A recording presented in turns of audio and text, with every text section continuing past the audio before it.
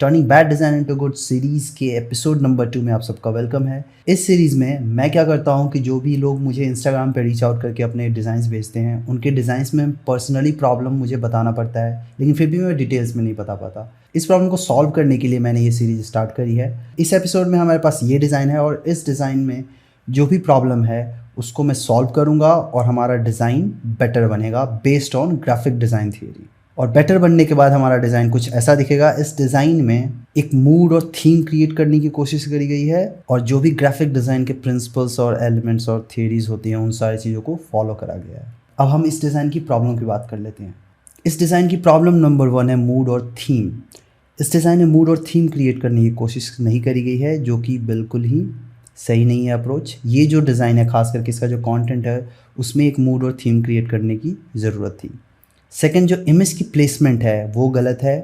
फिर आपकी टाइपोग्राफी की हायरार्की में भी प्रॉब्लम है और बॉडी टेक्स्ट में भी बहुत ज़्यादा प्रॉब्लम है और जो CTA बटन है उसमें भी प्रॉब्लम है। अब हम इन सारे प्रॉब्लम्स को दूर करेंगे, तो चलिए हम इस वीडियो को स्टार्ट करते हैं। अच्छा, डिज़ाइन स्टार्ट करने से पहले मैं एक चीज़ मेंशन करना चाहता हूँ कि ये जो डिज़ाइन की जो सीरीज़ मैंने स्टार्ट करी है, इसमें मैं ट्राई करता हूँ कि आपके डिसीजंस हैं, आपका जो चॉइस ऑफ इमेज है, चॉइस ऑफ आपका फॉन्ट है, इनमें कोई भी ऐसा एलिमेंट है जिसको कि मैं रख के और आपके डिसीजन को जस्टिफाई और रिस्पेक्ट करते हुए मैं डिज़ाइन को क्रिएट करूं। क्योंकि होता क्या है ना कि जब आप कंपनी में जॉब करते हो तो आपके पास कुछ टेक्स्ट होते हैं जो कि आपके क्लाइंट की तरफ से आते हैं या फिर किसी मार्केटिंग टीम की तरफ से आता है, और 1-2 इमेजेस होते हैं। उन्हीं को यूज़ करके आपको डिज़ाइन क्रिएट करना होता है और जो डिज़ाइन फील्ड होता है वो बहुत ही क्रिएटिव फील्ड होता है। और क्रिएटिविटी का डेफिनेशन यही होता है कि आपके पास अवेलेबल एलिमेंट्स को यूज़ करके आप कितने अच्छे डिज़ाइंस बना सकते हो, वो आपका एक स्किल होता है। आपकी क्रिएटिविटी वहाँ दिखती है। उसी चीज़ को ध्यान में रख के मैं जितने भी आपके डिज़ाइंस आते हैं उनमें जो आपका चॉइस है मैं ट्राई करता हूँ कि जितना रख सकूँ। तो चलिए अब हम इस डिज़ाइन को स्टार्ट करते हैं। अब हमारे पास ये जो लेयर्स हैं इनमें मैं देखूंगा तो बहुत सारे एक्स्ट्रा एलिमेंट्स हैं जिसकी कि हमें अभी रिक्वायरमेंट नहीं है, तो मैं इसे डिलीट कर दूंगा। ठीक है, इन सारे लेयर्स को अनलॉक करता हूं और फिर मैं एक एक करके इनको अरेंज करने की कोशिश करूंगा। अब जो सबसे पहली प्रॉब्लम है वो है आपका मूड और थीम का। इस डिज़ाइन में अगर देखो तो मूड और थीम कैप्चर नहीं करा जा रहा है। इसमें अटेम्प्ट करा गया है, ये जो ट्रेडिशन है और ये जो मॉडर्न फॉन्ट है इसमें डिफरेंस क्रिएट करके कि एक मूड को कैप्चर करा जाए, पर इस पे उतना ज़्यादा काम नहीं करा गया है आपके इस हेडिंग पे। हेडिंग सबसे इम्पॉर्टेंट चीज़ होता है, आपको हेडिंग पे बहुत ज़्यादा वर्कआउट करना होता है। आपको जितना मूड, थीम सब कुछ दिखाना है वो आपको हेडिंग के साथ ही दिखाना होता है। बॉडी टेक्स्ट जो है वो बिल्कुल सिंपल और नॉर्मल और रीडेबिलिटी पॉइंट ऑफ व्यू से डिज़ाइन किया जाता है। जो भी कुछ आपका डिज़ाइन और क्रिएटिविटी या मूड और थीम दिखाना होता है वो आपका हेडिंग होता है, हेडिंग के साथ प्ले अराउंड करके दिखाना होता है। तो उस मूड और थीम को मैं कैप्चर करने की कोशिश करूंगा इस डिज़ाइन में। वो आपका पूरे टाइपोग्राफी और पूरे लेआउट के दौरान ही करूंगा। जो नेक्स्ट प्रॉब्लम है वो है आपका इमेज प्लेसमेंट की, तो हम उस पर काम करते हैं सबसे पहले। अब ये जो इमेज है इसकी प्लेसमेंट ऐसी करी गई है ना कि ना हमारे पास इधर ज़्यादा कुछ एरिया बचा और ना ही हमारे पास यहाँ पे कुछ एरिया बचा जहाँ पे हम टाइपोग्राफी करें।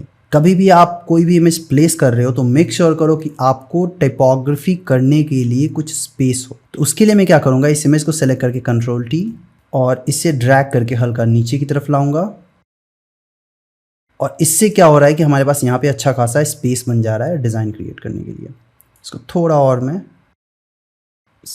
और इसको ड्रैग करके मैं ऊपर ले आऊँगा हल्का। ठीक है, अब देखो तो हमारे पास बहुत अच्छा खासा स्पेस हो गया यहाँ पे टाइपोग्राफी करने का। अब मैं इस लेयर को लॉक कर देता हूँ और फिर हम चलते हैं इस जो हमारा हेडिंग है जिसमें हमें बहुत ज़्यादा काम करना होता है उसकी तरफ। इसे मैं सेलेक्ट करके सेपरेट कर दूंगा, ट्रेडिशन को, एक्सपीरियंस को अलग करूंगा, फिर इसको भी मैं ब्रेक करूंगा। कभी भी आप हेडिंग के साथ प्ले अराउंड करना है, आपको हेडिंग को ब्रेक करना होता है ताकि उसमें काफ़ी कुछ आप कर सको। अब एक्सपीरियंस अलग है, ट्रेडिशन अलग है, मॉडर्न को मैं अलग करता हूँ। ये मैंने इसलिए करा है कि इस पूरे हेडिंग में जो 2 वर्ड है ट्रेडिशन और मॉडर्न सबसे इम्पॉर्टेंट वर्ड हैं, इसलिए मुझे इसको ब्रेक करने की ज़रूरत पड़ी। क्योंकि विद ए को मैं इसके साथ नहीं रखना चाहता क्योंकि मैं मॉडर्न को बहुत बड़ा रखना चाहता हूँ। इसलिए मैंने विद को अलग करा और ट्विस्ट को अलग करा। ट्विस्ट को मैं इतना ही रहने दूंगा, इसको मैं यहाँ पे प्लेस करता हूँ और एक्सपीरियंस को लेकर के आता हूँ मैं यहाँ पे, ठीक है। अब विद ए की प्रॉब्लम है, अगर विद ए को मैं यहाँ पे रखता हूँ तो मुझे इसको यहाँ पे लाना पड़ेगा और इसको मुझे यहाँ रखना होगा और फिर ऐसे मैनेज करना होगा। यहाँ पे अननेसेसरी गैप बन रहा है। इसका सॉल्यूशन क्या है कि आप इसे ड्रैग करके इधर लेकर के आओ और फिर यहाँ पे इसको रख दो और विद ए को कंट्रोल टी करके आप यहाँ पे ला दो, रोटेट करके और यहाँ पे रख दो। इसे हम थोड़ा छोटा कर देंगे। क्यों छोटा कर रहे हैं? क्योंकि ये उतना इम्पॉर्टेंट वर्ड नहीं है, ये इतना छोटा होना चाहिए कि इसकी रीडेबिलिटी में इशू ना आए, वरना हमें कोई प्रॉब्लम नहीं है इसको छोटा करने से। अब जो एक्सपीरियंस वर्ड है इसे भी कंट्रोल टी करके, एक्सपीरियंस को मैं ड्रैग करके ऊपर लाता हूँ क्योंकि इसको सेलेक्ट करने में प्रॉब्लम हो रही है। कंट्रोल टी और इसे मैं हल्का छोटा करूँगा। इसमें जो फॉन्ट यूज़ करा है वो अमेरिकन कैप्टन है और इसमें जो फॉन्ट यूज़ करा हुआ है वो है आपका समरकन, और कुछ और प्रोनाउंसिएशन हो तो जो भी है। अब एक्सपीरियंस को मैंने छोटा इसलिए करा कि हमारा जो एक्सपीरियंस है इसमें ना फंसा फंसा ना आए, इसको काफ़ी अच्छा स्पेस मिले यहाँ पे। सेम मैंने विद और मॉडर्न के बीच में थोड़ा गैप रखा है ताकि हमारा अच्छा स्पेसिंग हो। फिर ट्विस्ट को मैं ऊपर ले आऊँगा और मेक श्योर कि ये जो गैप है ये अच्छे से मेंटेन करा हो, ठीक है। ट्विस्ट को यहाँ अरेंज कर दिया, एक्सपीरियंस को थोड़ा और नीचे लेकर के आऊँगा, ट्रेडिशन को थोड़ा नीचे और इसको यहाँ पे। अब ये जो मैंने टाइपोग्राफी करी है इससे हमारा ट्रेडिशन और मॉडर्न हाईलाइट हो रहा है, जो कि सबसे इम्पॉर्टेंट पॉइंट है। ट्विस्ट उससे कम इम्पॉर्टेंट पॉइंट है, उससे भी कम एक्सपीरियंस और उससे भी कम विद ए। तो आप देखो तो मैंने इन सब के साइज़ को उसी के अकॉर्डिंग सेट करा है। यहाँ पे मैंने एक हायरार्की सेट करी है, ट्रेडिशन सबसे इम्पॉर्टेंट, उसके बाद मॉडर्न, उसके बाद ट्विस्ट, उसके बाद एक्सपीरियंस, उसके बाद विद। तो उसके अकॉर्डिंग इसका साइज़ वेरी कर रहा है। अब मैं इसको सेलेक्ट करके कंट्रोल टी करूँगा और इसे मैं कर दूँगा हल्का बड़ा, क्योंकि ये हेडिंग है, इससे इम्पॉर्टेंस मिलना चाहिए। हम हायरार्की में जो मैंने पिछली वीडियो में बात करी थी, हमारे हेडिंग को सबसे ज़्यादा इम्पॉर्टेंस मिलना चाहिए। अब ये जो मैंने क्रिएट कर दिया है टाइपोग्राफी, इसमें मुझे कलर फिल करना है। तो कलर के लिए मुझे क्या करना होगा? हमारे पास ये इमेज है जो पिंक कलर है, ये मॉडर्निटी को रिप्रेजेंट कर रहा है, और ये जो कलर्स हैं पीछे बैकग्राउंड में ये हमारे ट्रेडिशन को रिप्रेजेंट कर रहे हैं। तो मॉडर्न में मैं पिंक फिल कर दूंगा, ठीक है, हल्का वाइब्रेंट होगा ये। और फिर ट्रेडिशन में मैं इन कलर्स को लूँगा। अब इन कलर्स को ले रहा हूँ मैं, तो डार्क रखूँगा तो विजिबिलिटी इशू होगी, तो मैं क्या कर रहा हूँ, इसे ब्राइट कर दे रहा हूँ, ठीक है, विजिबिलिटी बेटर है उससे। और कलर तो मैंने वैसे इन्हीं सेट्स में उससे उठाया है तो ये चलेगा। अब क्या है, एक्सपीरियंस को मैं इन पुराने जो आर्किटेक्चर है इन्हीं में से कलर उठाऊँगा, तो इसको मैं यहाँ पे ये कलर यूज़ कर लेता हूँ। अब ये सेम कलर मैं विद ए के साथ भी करूँगा, क्योंकि बहुत ज़्यादा कलर को नहीं यूज़ करना चाहिए, 2 से 3 मैक्सिमम यूज़ करना चाहिए। तो मैं इसमें कोई साइंस नहीं बच गया। अब मैं इसको सेम कलर सारे में डाल दूँगा। अब क्या है कि ये जब आप देख रहे हो इसे, तो इसमें एक प्रॉब्लम दिख रही है कि कहीं कहीं विजिबिलिटी की इशू आ रही है। इस इशू को दूर करने के लिए हमें क्या करना है, बैकग्राउंड में जाना है और बैकग्राउंड के ऊपर एक न्यू लेयर लेना है। जहाँ पे डार्कर टोन चाहिए वहाँ पे डार्कर टोन डाल दूंगा, और जहाँ पे ब्राइटर टोन चाहिए वहाँ बैकग्राउंड में ब्राइटर टोन डाल दूंगा। ब्रश लेना है, यहाँ से मैं ऑल्ट प्रेस करके ये ब्राइट टोन लूँगा और यहाँ पे रन कर दूंगा। ब्रश साइज थोड़ा बड़ा होना चाहिए, वरना ये दिखने लगेगा, बैकग्राउंड में मर्ज नहीं होगा। अभी भी दिख रहा है ये, तो मैं इसकी ओपेसिटी हल्की कर देता हूँ ताकि 4-5 ब्रश स्ट्रोक में इसको अच्छे से मर्ज करा जा सके बैकग्राउंड में, ठीक है। अब क्या ये ना वाइट वाइट लग रहा है, तो इसे मैं कंट्रोल Z करके हटा देता हूँ। हल्का मैं ये वाला टोन ले लेता हूँ और इसको फिर यहाँ पे रन कर दूँगा। मेक श्योर कि हमारे ट्रेडिशन के नीचे ना आए, वरना ट्रेडिशन की विजिबिलिटी में इशू होगा। विद के नीचे भी यूज़ कर लेता हूँ मैं, और फिर यहाँ पे ट्विस्ट के नीचे भी यूज़ कर लेता हूँ मैं। ये लाइट जो यहाँ पे दिख रहा है इसी को कंटिन्यू कर देता हूँ, तो हमारा ट्विस्ट भी विजिबल हो गया। अब हल्की प्रॉब्लम है मॉडर्न और ट्रेडिशन में, तो उसके लिए इसे सेलेक्ट करके मैं यहाँ पे रन कर दूँगा। तो देखो तो हमारा ट्रेडिशन भी दिखने लगा और मॉडर्न भी दिखने लगा, ठीक है। अब क्या है, ये जो मॉडर्न है इसके बीच में गैप मुझे थोड़ा ज़्यादा लग रहा है टेक्स्ट में, तो इसको मैं कम करूँगा। ठीक है, अब इसको मैंने कम करा तो उससे क्या हुआ कि ये हल्का यहाँ पे एक गैप क्रिएट हो गया ज़्यादा। तो मॉडर्न को सेलेक्ट करके कंट्रोल टी और इसे थोड़ा और बड़ा कर दूंगा मैं। ठीक है, अब ट्विस्ट को हल्का नीचे लाना होगा। मॉडर्न हल्का अभी मुझे प्रॉब्लम क्रिएट हो रहा है कलर के कारण, तो इस कलर को थोड़ा हम ब्राइट रखेंगे, फिर पिंक में ही रखेंगे पर इसको हल्का मैं ब्राइट रखूँगा। ठीक है, इसमें एक चीज़ और करूँगा मैं, ये जो मॉडर्न फॉन्ट है इस फॉन्ट में मैंने थोड़ा कलर रेड कर दिया। 1 मिनट, इसको हल्का पिंक करता हूँ मैं।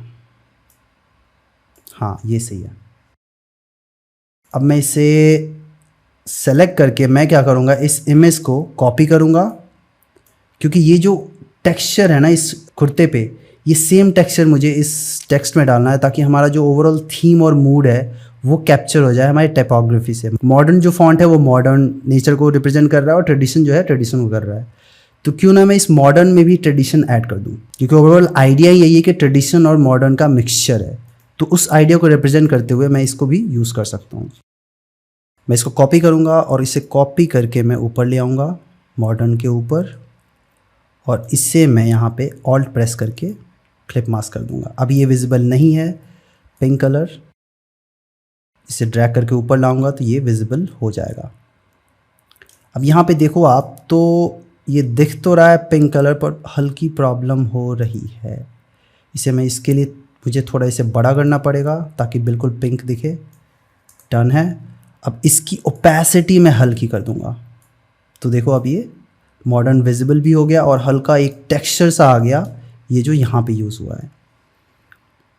अब इस पूरे हेडिंग को मैं सेलेक्ट करके कंट्रोल टी करूँगा और इसे थोड़ा और बड़ा करूँगा, क्योंकि हेडिंग को बहुत ज़्यादा इंपॉर्टेंस मिलना चाहिए। और मेक श्योर कि जो हमने डार्क और ब्राइट कलर कॉम्बिन पीछे बैकग्राउंड में यूज़ करा था उसके अकॉर्डिंग ही इसे अरेंज करूँ। ठीक है, इतना यहाँ पे सही है। अब ये जो इमेज है यहाँ पे हल्का फंसा फंसा सा आ रहा है, तो उसके लिए मैं इसे कंट्रोल टी करके हल्का नीचे करूँगा और इसे थोड़ा और बड़ा कर दूँगा ताकि हमारा थोड़ा स्पेसिंग हो, यहाँ पे ब्रीदिंग स्पेस हो यहाँ पे इस टेक्स्ट और इस इमेज के बीच। ये हो गया डन। अब हमारी टाइपोग्राफी को भी अच्छी खासी स्पेसिंग मिल गई, यहाँ पे भी स्पेस क्रिएट कर दिया मैंने।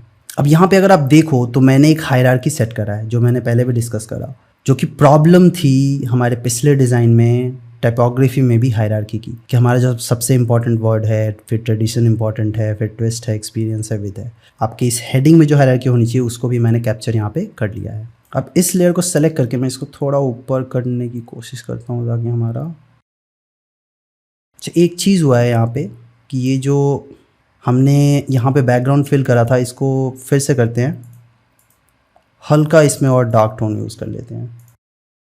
यहाँ से मैं डार्क टोन सेलेक्ट करूँगा और यहाँ पे ऐसे रन कर दूँगा। ठीक है, अभी आप इस डिज़ाइन को ऐसे देख रहे हो तो आपको ये लग रहा है, लेकिन अगर आप इसको कोई ऐसा बंदा दिखेगा जिसने इसको डिज़ाइन करते हुए नहीं देखा तो वो ये सारी जो बैकग्राउंड में हमने चेंजेस करे हैं वो नहीं देख पाएगा। अब ट्विस्ट में भी विजिबिलिटी इशू है तो इसको भी मैं थोड़ा ठीक करता हूँ। उसके लिए मुझे थोड़ा नीचे भी करना पड़ेगा ताकि अलग सा ना लगे। ठीक है, अब ये जो ब्लैक टोन यूज़ करा है ये थोड़ा ज़्यादा हो गया है तो इसको मैं हल्का कर दूँगा। ठीक है, ये हमने कैप्चर कर लिया और फिर मैं हेडिंग को थोड़ा और बेटर प्लेस करूँगा क्योंकि यहाँ पे थोड़ा स्पेस चाहिए, तो मैं इसको ड्रैग करके हल्का नीचे की तरफ लाऊंगा। ठीक है, अब इसके कारण मुझे इन सारों को भी नीचे लेकर आना पड़ेगा। इतना सही है। अब जो नेक्स्ट प्रॉब्लम है इस डिज़ाइन में वो है आपका बॉडी टेक्स्ट। अब ये जो बॉडी टेक्स्ट है ना, अगर आप इसमें देखो तो इसमें भी बहुत ज़्यादा टाइपोग्राफी करने की कोशिश करी गई है। एक बहुत ही बड़ा मिस्टेक जो एक बिगनर करता है वो ये होता है कि आप जितने भी टेक्स्ट होते हैं ना उन सब में आप अलग अलग तरीके के फ़ॉन्ट यूज़ करते हो। यहाँ पे अगर आप देखो इस बॉडी टेक्स्ट में तो बॉडी टेक्स्ट में ही बहुत सारे फ़ॉन्ट यूज़ करे गए हैं, लेकिन ये नहीं करना होता है। आपको बॉडी टेक्स्ट में बिल्कुल simple and formal font use करना होता है। क्यों? क्योंकि बॉडी टेक्स्ट में बहुत सारे टेक्स्ट होते हैं। अब जहाँ पे बहुत सारे टेक्स्ट होते हैं ना वहाँ पे अगर आप फॉन्ट के साथ एक्सपेरिमेंट करते हो तो विजिबिलिटी इशू आती है। जैसे कि यहाँ पे है, आपका बॉडी टेक्स्ट क्लियर रीडेबल होना चाहिए, सबसे इंपॉर्टेंट पॉइंट होता है। तो उसके लिए आपको क्या करना होता है, सिंपल एंड फॉर्मल फॉन्ट रखना होता है। यहाँ पे मैं अभी के लिए बेकल फॉन्ट यूज़ कर लूँगा, इसे ड्रैग करके नीचे लाऊंगा और फिर यहाँ पे इन तीनों को सेलेक्ट करके बेकल सर्च करूँगा और बेकल का नॉर्मल वर्जन यूज़ कर लूँगा। यहाँ पे यूज़ कर लूँगा मैं रेगुलर। ठीक है, अब क्या है, यहाँ पे इतने सारे टेक्स्ट है ना, इनको मुझे यहाँ पे अरेंज करना है। उसके लिए मैं क्या करूँगा कि इस वाले टेक्स्ट को ऊपर ही रखूँगा और इससे लेकर के आऊँगा इधर, यहाँ पे प्लेस करने की कोशिश करूँगा और फिर इससे मैं बुकिंग्स ओपन को इस साइड रखूँगा, क्योंकि हमारे पास यहाँ भी स्पेस है और यहाँ भी स्पेस है। उसके अलावा स्पेस हमारे पास हल्का यहाँ पे है, तो मैं इस टेक्स्ट को यूज़ कर लूँगा कभी भी। इसीलिए मैंने बोला कि इमेज का प्लेसमेंट ऐसा होना चाहिए कि आपके टेक्स्ट को अच्छे से प्लेस करा जा सके। तो उस बेसिस पे मैं इसको हल्का छोटा करके यहाँ पे यूज़ कर लूँगा। इसके छोटा होने के कारण ये हमारा जो टेक्स्ट है काफ़ी अच्छा दिख रहा है, काफ़ी बड़ा दिख रहा है और एक कॉन्ट्रास्ट क्रिएट हो रहा है, जिससे हमारा डिज़ाइन और हमारी ये जो हेडिंग की टाइपोग्राफी है वो अच्छा लग रहा है और हेडिंग को हल्का इंपॉर्टेंस में मिल रहा है। कंपैरिजन में ही कोई भी चीज़ बड़ा या छोटा, तो जैसे हमने छोटा टेक्स्ट रखा तो ये काफ़ी बड़ा दिखने लगा। अब इसका मैं कलर चेंज करके या तो पिंक रख सकता हूँ, हाँ पिंक ही रख लेता हूँ मैं, इसको हल्का डार्क टोन कर लेता हूँ। ओके, डन है। अब ये जो टेक्स्ट है, इस टेक्स्ट के कलर को मैं चेंज करता हूँ पहले, ताकि हम देख सके इसे। ठीक है, और इसके भी टेक्स्ट को मैं, इस टेक्स्ट के भी कलर को मैं चेंज करता हूँ, ये रख लेता हूँ। ओके, ये जो है ना, bringing Indian beats to the dance floor, ये टेक्स्ट उतना इंपॉर्टेंट नहीं है, लेकिन फिर भी इसमें इंपॉर्टेंस है। इंडियन बीट्स और डांस फ्लोर की बात हो रही है, मतलब इंडियन बीट्स और एक डीजे का कॉम्बिनेशन है। तो हम क्या करेंगे कि इसमें इसको मैं 3 लाइन में ब्रेक करूँगा, कंट्रोल X, कंट्रोल V और फिर इंडियन बीट्स को मैं अलग करूँगा। इसमें हम बहुत ज़्यादा टाइपोग्राफी नहीं करेंगे क्योंकि ये बॉडी टेक्स्ट है, सिंपल टाइपोग्राफी होगी हमारी। और फिर यहाँ पे इसको पेस्ट कर दूँगा कॉपी करके। अब ये जो है, इसको मैं यहाँ पे कहीं फिट करने की कोशिश करूँगा। ठीक है, और फिर यहाँ पे भी मैं एक हायरार्की सेट करूँगा। इसमें सबसे इंपॉर्टेंट क्या है, इंडियन बीट्स। तो मैं इंडियन बीट्स को बड़ा करूँगा और यहाँ रखूँगा, और इसको मैं यहाँ रखूँगा और इसको मैं यहाँ रखूँगा, ताकि हमारा बैलेंस बने। ठीक है, अब क्या है ना कि ये जो टाइपोग्राफी है, मैं चाहता हूँ इसमें ना ये अमेरिकन कैप्टन जो फॉन्ट है वो सेम फॉन्ट यहाँ पे यूज़ कर लेता हूँ, क्योंकि ये ऐसे अच्छा नहीं लग रहा है। यहाँ पे इंडियन बीट्स की बात हो रही है और मैंने बिल्कुल फॉर्मल फॉन्ट यूज़ करा हुआ है। तो मैं इसको, इन तीनों को सेलेक्ट करके अमेरिकन कैप्टन फॉन्ट यूज़ कर लेता हूँ। ठीक है, अब इंडियन बीट्स जो है इसको सेलेक्ट करके कंट्रोल T और थोड़ा और बड़ा कर दूंगा ताकि ये इम्पॉर्टेंट लगे। और फिर डांस फ्लोर को मैं यहाँ पे ऐसे अरेंज कर दूंगा। अब इन तीनों को सेलेक्ट करके कंट्रोल T और इससे मैं हल्का इधर अरेंज कर दूंगा नीचे की तरफ, एंटर। तो ये हो गया हमारा यहाँ पे सेट। अब हम आते हैं लास्ट प्रॉब्लम की तरफ। लास्ट हमारी जो प्रॉब्लम है वो है CTA। इस डिज़ाइन में अगर आप देखो तो जो CTA है हमारा वो है बुकिंग्स ओपन। अब इस बुकिंग्स ओपन को एक कॉल टू एक्शन बटन की तरह यूज़ करना होता है। अब CTA होता क्या है, जिनको नहीं पता है मैं बता दूं। कॉल टू एक्शन बटन अगर आप गूगल पे सर्च करोगे तो आपको इमेजेस दिखेंगे ये वाले, ये सारे बटन्स होते हैं। इन बटन्स को ना हमेशा हाईलाइट करना होता है। इसको ऐसे यूज़ करना होता है कि ये क्लियरली दूर से ही विजिबल हो, क्योंकि इसी के थ्रू हमारा सेल आना होता है। अब इस डिज़ाइन में प्रॉब्लम ये थी कि इसमें कॉल टू एक्शन जो बटन है बुकिंग्स ओपन, उसको नॉर्मली रखा हुआ था। अब नॉर्मल रखोगे किसी को कैसे विजिबल होगा कि बुकिंग ओपन है या नहीं है, इसलिए इसको इंपॉर्टेंस देना था। तो उसके लिए मैं क्या करूँगा, इसे 2 लाइन में ब्रेक करूँगा, बैक स्पेस से स्पेस हटा करके बुकिंग्स ओपन को 2 लाइन में, और फिर इसे मैं हल्का बड़ा करूँगा, हल्का क्या बहुत ज़्यादा बड़ा करूँगा, और इसमें मैं बोल्ड फॉन्ट यूज़ कर लूँगा। ये सही है। इन सब के बीच के गैप्स को अभी हटा दूंगा मैं, यहाँ पे 20 रखता हूँ। ओके, और इन 2 सेंटेंसेस के बीच के गैप को भी कम कर दूंगा। ठीक है, इससे हल्का, इसमें 0 कर लेता हूँ लेटर्स के बीच के गैप को, या फिर -20, इतना सही है, -40 सही है। बुकिंग्स में भी मैं हल्का बोल्ड फॉन्ट यूज़ करूँगा, बहुत ज़्यादा तो नहीं, लेकिन सेमी बोल्ड यूज़ कर लेता हूँ, सेमी बोल्ड चलेगा। अब इसे मैं यहाँ पे प्लेस करूँगा क्योंकि इससे मुझे अलाइन करना पड़ेगा इसे, ठीक है। अब क्या है, ये बुकिंग्स ओपन को ना मुझे इंपॉर्टेंस देना है, तो मैं क्या करूँगा ना, बुकिंग्स ओपन किस चीज़ से रिलेटेड है मैं सोचूंगा, तो मुझे दिमाग में आएगा, या फिर आप सोचोगे तो आपके दिमाग में क्या क्या चीज़ें आएंगी। जो एक ऑब्वियस मुझे याद आ रहा है वो है आपका टिकट्स। बुकिंग का मतलब ही टिकट से होता है, तो मैं क्या करूँगा, एक टिकट का वेक्टर यूज़ कर लूँगा और इसे ला करके यहाँ प्लेस कर दूँगा। पहले इसे convert to smart object, control T, और इसे ला करके यहाँ पे प्लेस कर दूँगा। इसे प्लेस करके मैं यहाँ पे रखूँगा। मेक श्योर कि हम इस अलाइनमेंट को फॉलो कर रहे हैं। तो यहाँ पे एक रूलर लूँगा और इससे मैं यहाँ पे प्लेस कर दूँगा, ठीक है। और फिर इसे मैं लेकर के आऊँगा बुकिंग्स ओपन के नीचे, और फिर बुकिंग्स ओपन को इसमें परफेक्टली अरेंज कर दूँगा। अब ये तो मैंने अरेंज कर दिया, लेकिन बुकिंग्स ओपन अभी भी लिखा हुआ उतना क्लियरली विजिबल नहीं है, तो इसमें मैं कलर ये वाला फिल कर दूँगा, ठीक है। तो ये होगा हमारा CTA बटन यहाँ पे। अब बुकिंग्स ओपन क्लियरली विजिबल है, इसको हम हल्का डार्क भी कर सकते हैं ताकि हमारा विजिबिलिटी बेटर हो। अब ये बेटर विजिबल है। अब CTA बटन भी मैंने यहाँ पे अरेंज कर दिया।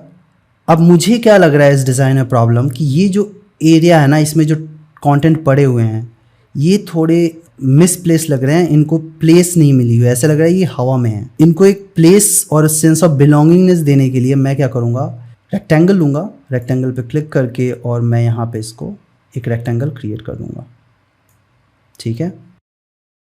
इससे मैं लेकर के आऊँगा पीछे, बिल्कुल पीछे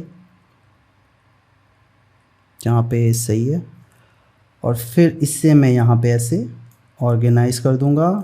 मैं इसे अरेंज करूँगा इस टेक्स्ट के अकॉर्डिंग। अब क्या है, इसमें कलर फिल करूँगा मैं पिंक, और हल्का ब्राइट पिंक, और इसके फिल को मैं हल्का कर दूँगा, ठीक है। और फिर मैं इसके स्ट्रोक को मैं सेलेक्ट करके इसमें मैं फिल कर दूँगा कलर पिंक ही करूँगा, ठीक है, लेकिन हमारी इसकी विजिबिलिटी क्लियर होगी। अब यहाँ पे फिर मैं जाऊँगा, यहाँ पे जा कर के यहाँ पे क्लिक करना है, क्लिक करते हैं यहाँ पे देखो तो ये डैश्ड लाइन दिख रहे हैं, वो क्रिएट कर दूँगा, ठीक है। अब अगर डिस्टेंस से देखूँ तो एक प्लेस मिला हुआ लग रहा है इसको, लेकिन इसकी विजिबिलिटी में थोड़ी प्रॉब्लम आ गई है, तो उसके लिए मैं क्या करूँगा, इसको मैं यहाँ पे ब्राइट कलर यूज़ कर लूँगा और इन दोनों को सेम कलर में रहने दूँगा। या फिर मैं इसको ऐसा करता हूँ, अब जैसा मैंने पहले दूसरे डिज़ाइन में बात करी थी, कोई भी एक कलर यूज़ करते हो ना, उसको मेक श्योर कि एक दो जगह और यूज़ कर लो ताकि वो रैंडम पड़ा हुआ ना लगे। तो इसको मैं डबल क्लिक करके सेलेक्ट करूँगा और फिर यहाँ पे ये कलर यूज़ कर लूँगा, ठीक है। अभी भी विजिबिलिटी की प्रॉब्लम आ रही है, तो इसके लिए हम कुछ और करेंगे। येलो कलर यूज़ कर लिया, अब येलो यहाँ पे भी है और यहाँ पे भी है, तो एक रैंडम यूज़ नहीं लग रहा है इस कलर का, इसके कारण। और मैं इसको यहाँ पे ला करके कंट्रोल टी करूँगा, ऐसा करता हूँ, इसे सेलेक्ट करके कंट्रोल टी करके एक तरफ से छोटा कर देता हूँ। मैं इसके साथ कर पा रहा हूँ ऐसा एक तरफ से छोटा, क्योंकि इसमें प्रोपोर्शन की प्रॉब्लम नहीं है, किसी और इमेज के साथ प्रॉब्लम हो जाती है, वो आप अवॉइड करना। अब मैं क्या करूँगा ना कि ये जो बैकग्राउंड में इमेज है और ये जो बहुत सारे एलिमेंट्स हैं, इन एलिमेंट्स के कारण हमारा इसके साथ थोड़ी जस्टिफिकेशन नहीं हो रही है, थोड़ा डिस्ट्रैक्शन है इस एलिमेंट के साथ। तो मैं इस लेयर को सेलेक्ट करके इसके ऊपर जाऊँगा और एक न्यू लेयर लूँगा, ब्रश लूँगा, ब्रश के साइज़ को थोड़ा बड़ा करूँगा और एक इससे इमेज से कहीं से डार्क टोन सेलेक्ट करके और यहाँ पे ऐसे रन कर दूँगा। अब ये ऐसा प्लेस है जहाँ पे कि कोई इंपॉर्टेंट चीज़ दिख नहीं रहा है, तो यहाँ पे मुझे कोई पॉइंट नहीं दिख रहा है कि मैं यहाँ पे इसके विजिबिलिटी को कॉम्प्रोमाइज़ करूँ। तो मैंने जैसे यहाँ पे ब्रश यूज़ करा, ये देखो हमारा टेक्स्ट क्लियरली विजिबल हो गया। अब मैं क्या करूँगा, इसके विजिबिलिटी को थोड़ा और, इसके फिल को मैं हल्का करूँगा ताकि प्रेजेंट तो दिखे लेकिन बहुत ज़्यादा ना दिखे, ट्रांसपेरेंसी हो, ताकि हमारा पीछे का इमेज भी क्लियरली विजिबल होगा। डन है। अब क्या है कि इसको भी प्लेसमेंट मिल गई, सारा कुछ हो गया। अब मैं इस इमेज को सेलेक्ट करके इसके ऊपर न्यू लेयर लूँगा और ब्रश लेकर के यहाँ पे और यहाँ पे एक जो होता है ना अगेंस्ट द लाइट कैमरा का जो इफेक्ट होता है, तो एक ग्लो सा आता है आपके एजेस पे, वो क्रिएट कर रहा हूँ मैं यहाँ पे, ठीक है।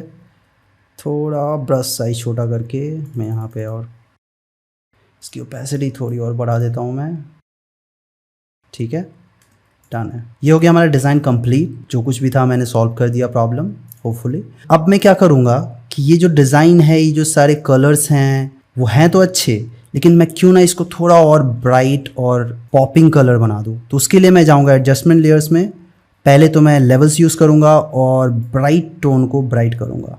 अब ये देखो डिफरेंस ये क्रिएट हो रहा है, अब डिज़ाइन थोड़ा बेटर लग रहा है। सेकंड क्या करना है, हमें ह्यू एंड सैचुरेशन पे जाना है और सैचुरेशन को थोड़ा मैं बढ़ा दूंगा, हल्का और पिंक कर दूंगा, तो ये ज़्यादा इंटरेस्टिंग लग रहा है। अगर इन दोनों को मैं ग्रुप करके अगर आपको डिफरेंस दिखाऊं तो ये पहले था और ये अब है। अब इनकी ओपेसिटी हम हल्की कम कर सकते हैं, थोड़ा ज़्यादा ओवर एक्सपोज्ड लग रहा है कहीं कहीं पे, तो ये जो है इसको मैं सेलेक्ट करके हल्का राइट की तरफ कर दूंगा।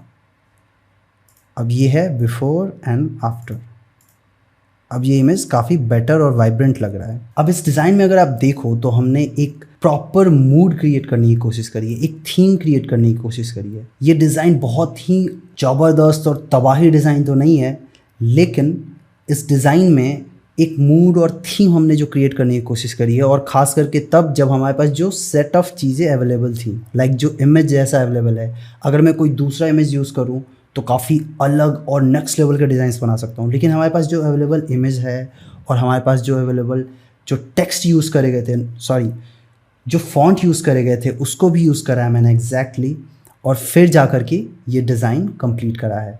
तो हमारे पास जो अवेलेबल एलिमेंट्स थे उसके अकॉर्डिंग जो मैंने डिज़ाइन क्रिएट करा है वो ये कंप्लीट हो चुका है, और ये डिज़ाइन पहले से काफ़ी बेटर हो चुका है।